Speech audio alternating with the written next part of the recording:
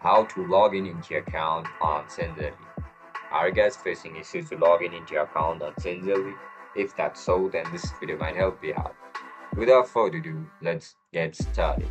First of all, open Chrome on your laptop or mobile devices. Once you open the Chrome, search for Changelly website. As soon as you enter the website, look at the top right corner of your screen where you can see this profile icon. Left click on it. After you click on it, you will be forwarded to this interface where you can see this option for already have an account. Click on login. Tap on login now.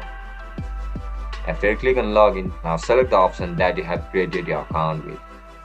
If you have previously created your account using Google ID, then just tap on continue with Google ID.